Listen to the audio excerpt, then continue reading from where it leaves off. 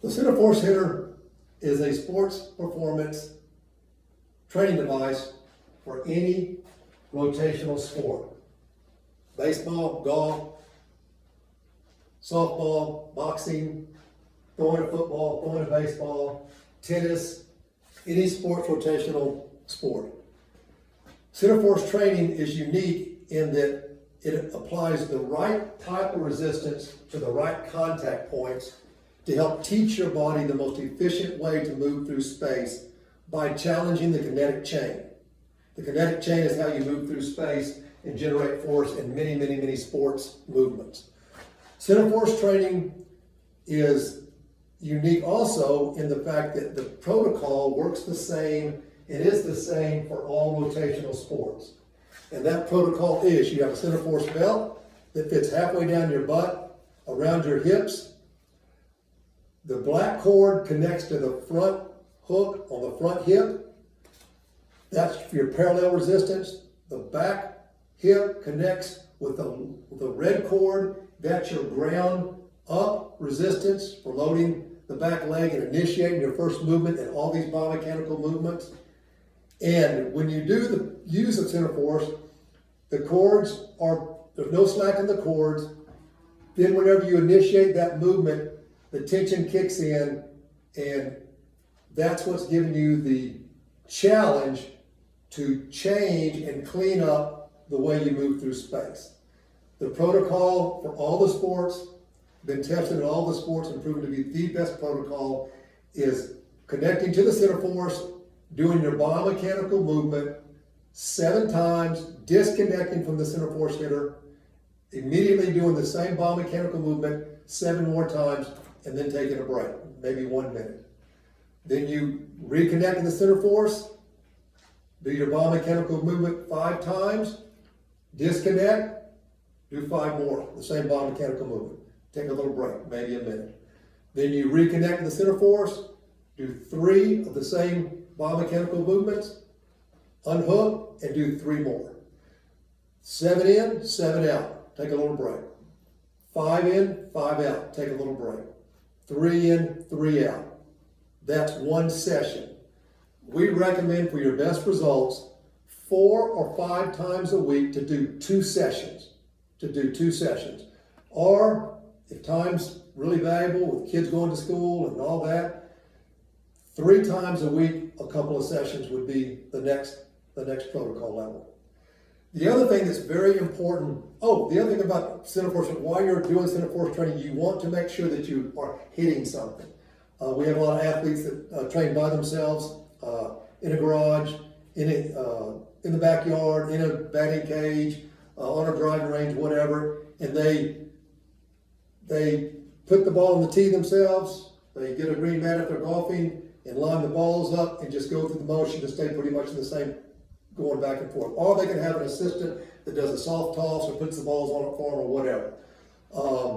The other thing about CenterForce training is you want to make sure that you hit something at the end to complete the kinetic chain. You hit a golf ball, you hit a baseball, if you're a boxer, you hit a heavy bag or hand pads. If you're a tennis player, you hit a tennis ball. That completes the kinetic chain. That lays down the right motor neurons in the brain on how to move through space and be more efficient and use all that energy in what you're trying to do to the full extent.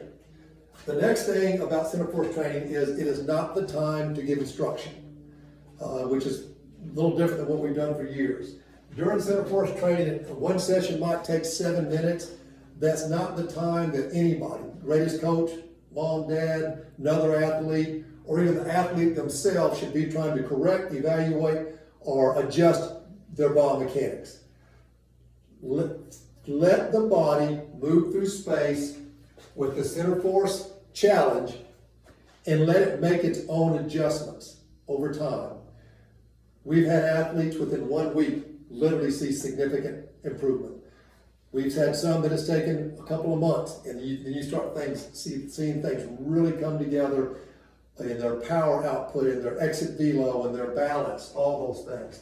So you just trust the process. But again, it's during the CenterForce training session is not the time for any instruction. So I've also seen in 4 different sports, athletes seem to really like CenterForce training because they get to do what they really, really like about their sport, whether it's hitting, throwing, punching, whatever. And it's just a great time where they can do it without feel like they're being critiqued. It's a time that the body can learn, because at the end of the day, the people that use the CenterForce, they all have some basic fundamentals.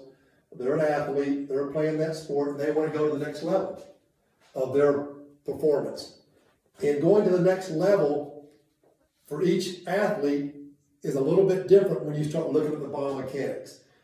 They all may have the same basic fundamentals, but there's things they're doing that are different from each other because of their length of their levers, their weight, the way that they were taught, different habits maybe they created. So CenterForce training is actually teaching the body by moving through space with the CenterForce challenge a more effective, a more efficient, a better way to do that biomechanical movement. So CenterForce training individualizes the challenge for each athlete in their particular sport. Now, the other thing that we've seen with CenterForce training in the 4 to 5 days a week, 2 sessions, is significant improvement in the exit velo. Well, a study we did back in March and April with some baseball players, we saw all the way across the boards an increase in just a few weeks from as much as 5 to 10 miles per hour in exit velo, which is huge. That's a game changer. And a lot of those same people in that study have gone on to improve their exit velocity, again, doing CenterForce training. So the other thing that we have to remember when it comes to CenterForce training is that it's different than some of the traditional training we've done. It's different because we're letting the body learn through moving through space and learning a better way to do that. So the other thing that we do in CenterForce training, after the athletes worked on it for a month or 2 or whatever, and they've gotten to where that's part of their training protocol, is non-dominant training. And we've seen, again, another step in performance when they add in maybe a session of non-dominant. And when I say non-dominant, I just obviously mean the other side. If you're right-handed, you do it from the left side. If you're, and that develops the side that's not as coordinated. And as we develop a little bit more coordination in that not as coordinated side, the coordinated side actually gets more coordinated, more powerful, more dynamic, and just more efficient. So the perfect protocol after the first couple of months would be a couple of sessions, 4 or 5 times a week, and maybe one or 2 non-dominant sessions a week, just to kind of reintroduce some coordination on the non-dominant side.